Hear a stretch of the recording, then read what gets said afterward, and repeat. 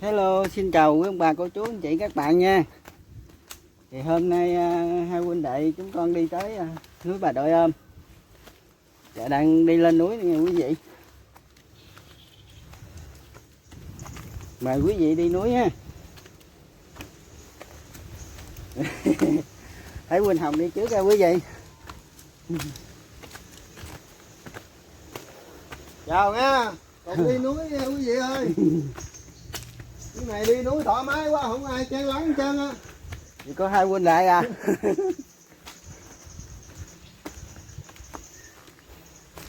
Nào giờ tôi cũng chưa đi núi Bà Đơ Ôm.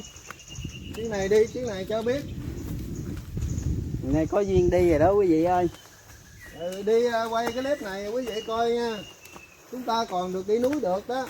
Thì quý vị coi sắp xếp công chuyện nhà đi núi được cứ đi. Để khi thời gian nó có siết chặt vô nữa thì chúng ta không thể đi được.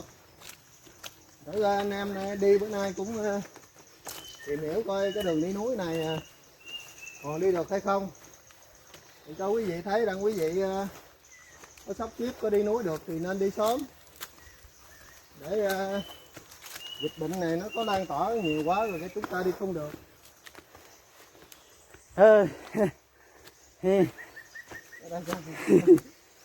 Mới đi lát à. Mới lên chút à. Nè. Thở rồi. Tại cái nào cái đấy bành bành không ha. Ôi đó có điện gì rồi. Chào quý vị nha.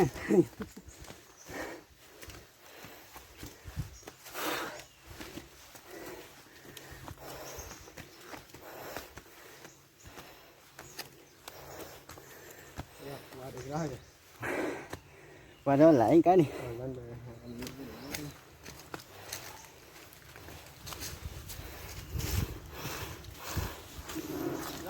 Phủ lộ vắng que. Không cửa mà nó đi. Làm cho trẻ hài nhi liệu điệu. Vợ xa chồng bận điệu thế lương. Không cần về dặn gió sương. Chư quan thăm báo hùng cường đua tranh. Còn một cột chiếu manh dành xé. Khắp hoàn cầu ở ghé một nơi. Dòm xem châu ngọc chiều mới. Sau đời không sớm khách rời cõi nay. Châu ngọc là giảng của Đức Thầy đấy quý vị ơi. Đây chúng ta tới cái điện. Mình cũng không biết điện gì. Đây mình cũng đại. Cúng. Không, mời quý vị đi tiếp nha quý vị ơi. Tiếp quý vị ơi.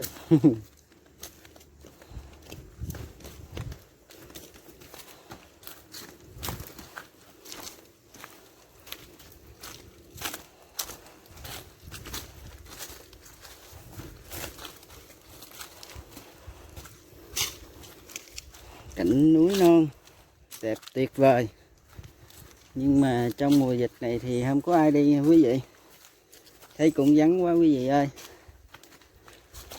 Nhân tiên một cõi xa chơi hả? Non cao đẳng thượng thảnh thơi vô cùng. Hiu hiu gió thổi lạnh lùng. Hết thơ liễu yếu lạnh lùng tòng mai. Mùa xuân những cảnh lầu đài. Lúc còn xác thịt thi tài hùng anh.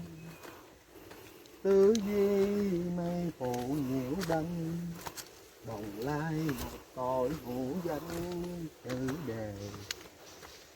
Kể từ tiên cảnh ta về. Non bồng ta ở diễn kề mấy năm. Dạo chơi tầm bậc chi âm. Nay về thương chúng trần gian phản hồi. Nghĩ mình trong sạch đã rồi. Vào tiên phạm thực về ngồi cõi xa. Không cần tâm đã rời ra. Ngọc Anh là nhiều ai mà dám chăng. ngày ra chơi trốn rừng xanh, tối về kinh kệ tự canh mặt người, xuống chẳng lỡ khóc lỡ cười, em vui vào mẹ vuông tròn chẳng xong, chừng nào số nọ quá long, trần gian mấy gõ tấm lòng thật tiên, hương đời ta mượn bút nghiêng,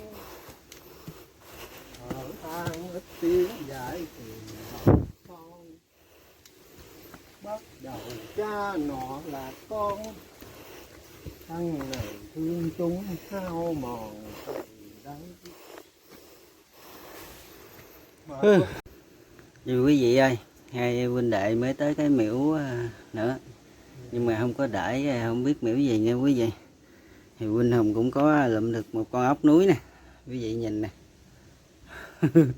Ốc này ốc gì không biết nha quý vị. Huynh Hùng có vài lời gì để mà nói cho quý vị không? Tôi thấy ngày nay đi có ý nghĩa quá quý vị ơi.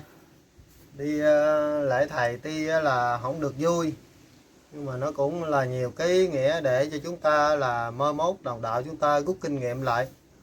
Tại vì cái nghề là khai sáng mối đạo là Phật giáo Hòa Hảo, thì Đức Thầy chúng ta là tới cái ngày đó là Đức Thầy trở về chùa Thầy. Thầy cho chúng ta biết rằng là thân khùng đêm vắng khóc thầm, tựa mình cũng nhớ giấc nằm nào an. Từ nay cách biệt xa ngàn, ai là người tâm đạo đừng toan phụ thầy. Giữa chừng đờn nở đứt dây, chưa vui buổi hiệp bỗng thầy lại xa. Tỉnh say trong giấc mộng qua, mơ màng cũng tưởng như ta bên mình. Tuy là hữu ảnh vô hình, chớ văn lòng tưởng sân trình đáo lai. Quý vị Đây đang đi qua một cái điện gì nữa nghe quý vị ơi.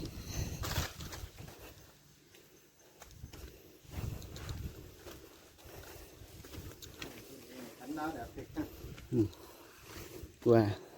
Rất đẹp à. Quá đẹp luôn quý vị ơi.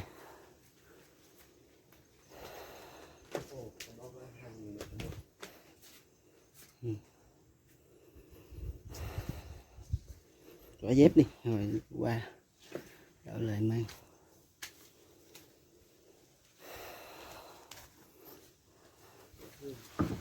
Đá bên này đá kề quá trùng trùng luôn rồi.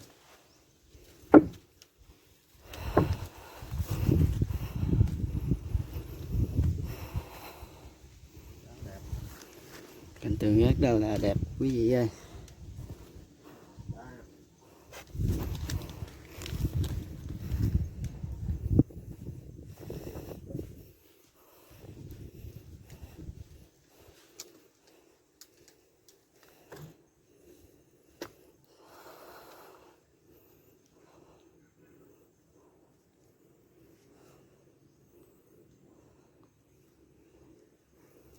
Chư vị Bồ Tát ở đây là chỗ này là cái đền, cái điện để thờ chư vị Bồ Tát nha quý vị.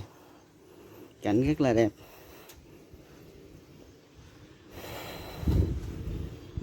Quý vị trên nhìn xuống nè. Quá đẹp luôn quý vị ơi. Cáp không có đi nữa rồi. Kè cáp. Nhìn đây qua núi Cấm thấy núi Cấm không còn đi nữa quý vị ơi. Nguyên cáp hết trơn luôn. Rất là thiêu điều. Đường bên núi Cấm không thấy xe nữa kìa. Không thấy xe đi luôn. Không que luôn.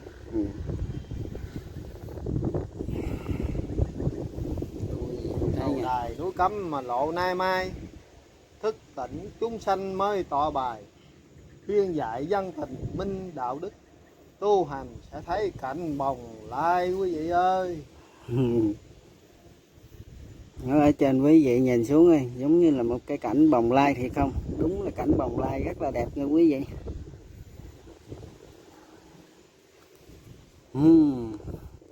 Quý vị thấy nè. Ồ, cái tựa đá lên quay xuống. Quý vị nhìn xem kìa. Cảnh rất là đẹp nha quý vị ơi. Còn cảnh này muốn tu không quý vị? Này là muốn tu đặng sau này Đưa hỏi Long qua đi ơi. Dưới đó cũng có cái hang nữa kìa Quỳnh Hồng, đây cũng có nữa kìa. Hang nhóc trơn á. Ừ. Không, mà bên này đá là đá kê như hang nhóc ở chân luôn á. Dưới đây cũng có hang nè quý vị ơi. Wow. Khỉ ở bên này nhiều nè. Wow, cái hang dưới đây nhìn đẹp lắm Quỳnh Hồng ơi. Ừ. Quý vị ơi. Hang này có đi xuống hay gì đâu quên. Có đi xuống cái gì đó, bên đó đường ông đi xuống cái gì đó. Đường này đi xuống à. Ừ.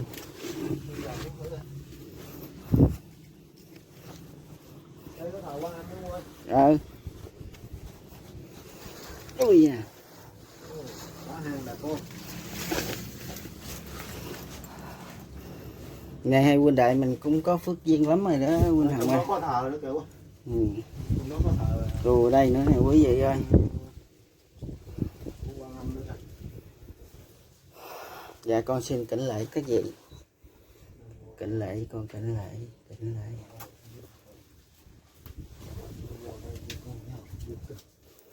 Con xin kính lễ Quỳnh Hồng.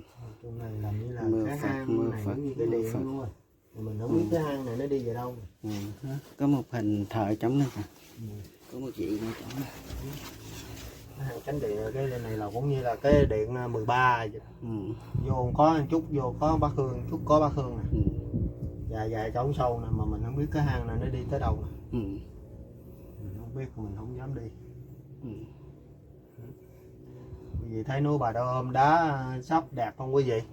Trùng đẹp luôn á. Mà đá nó ngộ hơn các cái núi khác nha. Hang quá nhiều hang.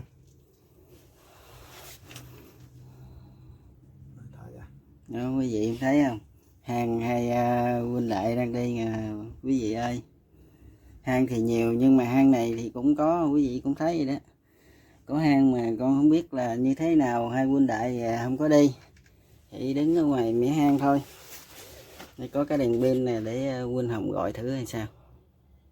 Thì quý vị ơi, nãy con có lục cái túi sách để mà lấy cái đèn để gọi cho quý vị thấy cái hang này á. Nhưng mà chắc có lẽ là có duyên thì không có duyên để quay. Hôm nay lần đầu tiên con cũng có biết cái hang này. Nhưng mà vì không có duyên, không có đem đèn rồi, cho nên không có quay được nha quý vị. Quý vị cũng thông cảm nha. Quý vị cũng đi thông cảm đi cái điểm khác quý vị ơi. Rồi mình đi ha quý vị, xin mời quý vị ạ.